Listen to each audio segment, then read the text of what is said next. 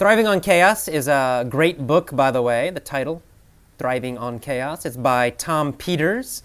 And Tom Peters is a business guru, a business management guru. Guru means expert, so he's a business management expert. I like him. I like his style. I like his basic approach to business and management. He's not quite so conservative like most of them are. So anyway, if you're interested in business or management or leadership, anything like that, try one of Tom Peters' books, or you could check out his blog at the end of the learning guide on the Learn More section. I've got a link, an address for his blog, tompeters.com, I think. Anyway, he's an interesting guy.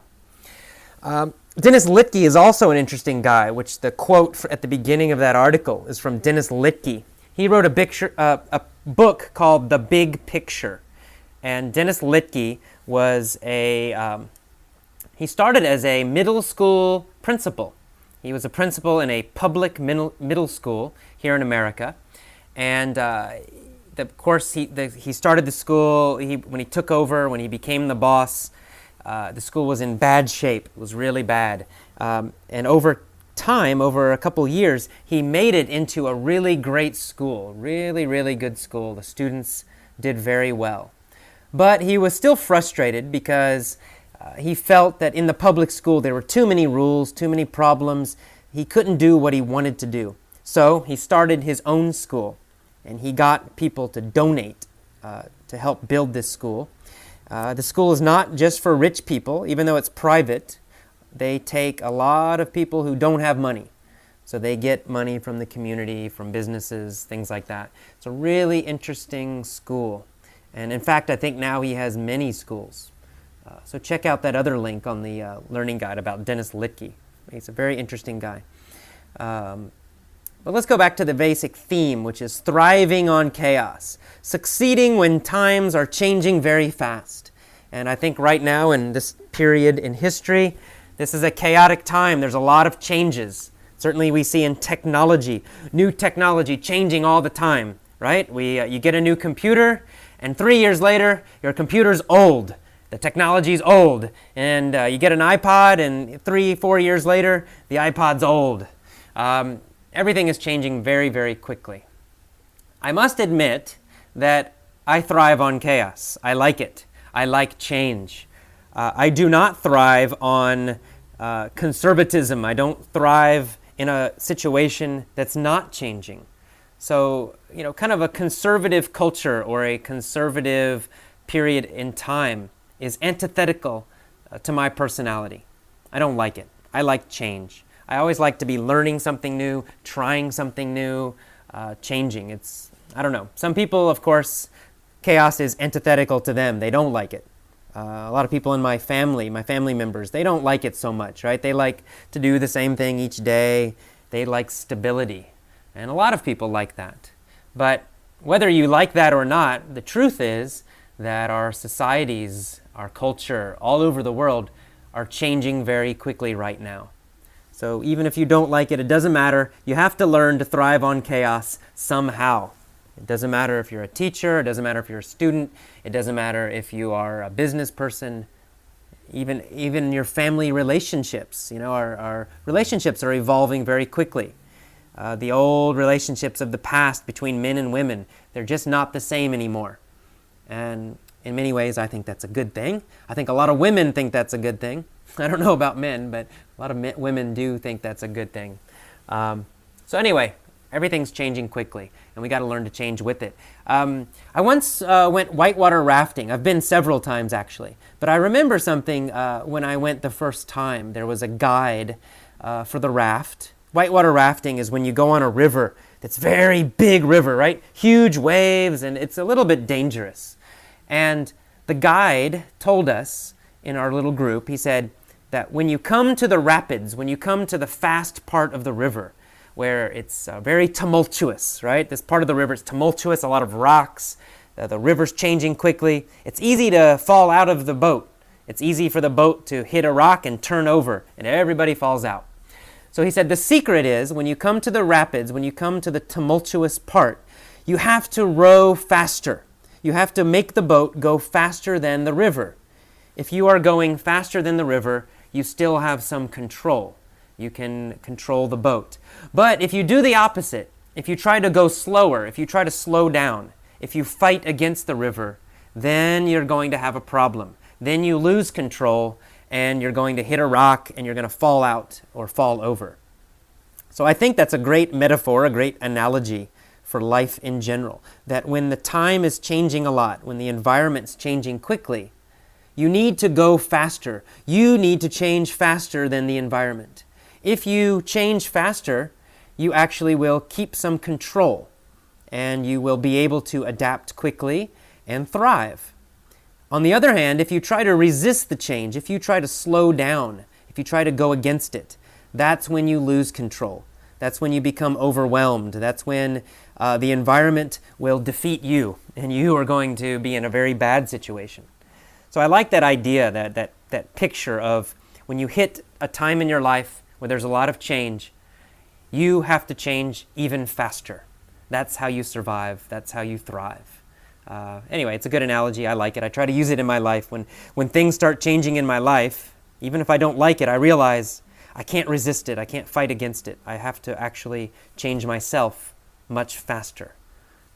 Anyway, think about it. Give it a try. That's AJ's wisdom for the day.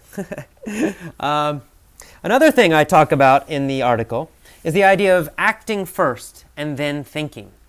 And I think this is a good idea. This is a Tom Peters idea. He talks about it a lot, and I agree with it, that sometimes we get too caught up in thinking, right? We think and we think and we think. We have some problem and we want to think about it. And we think and we think and we think and we think and we think and we think too long.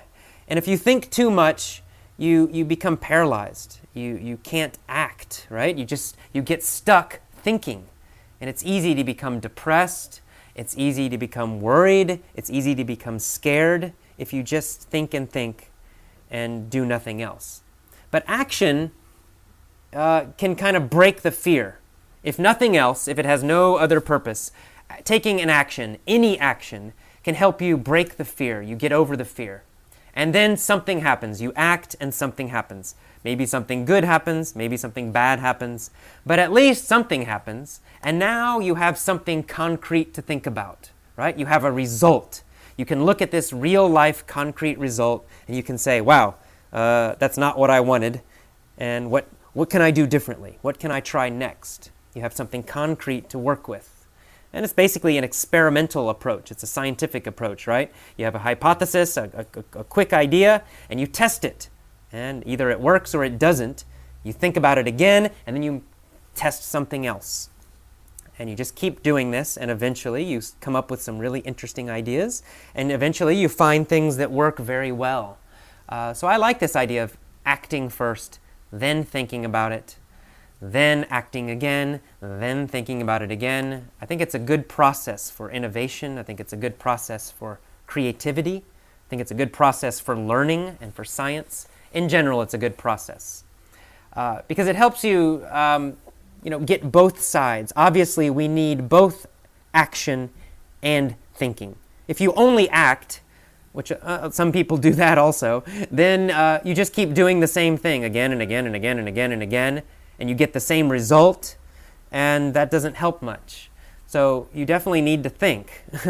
But if you only think, you get stuck, you become depressed, or you become worried, or you become lost in abstract ideas, you become lost in theory. A lot of college professors are like this. They only think. They're not grounded in reality at all. Unfortunately, most of my college professors were like this.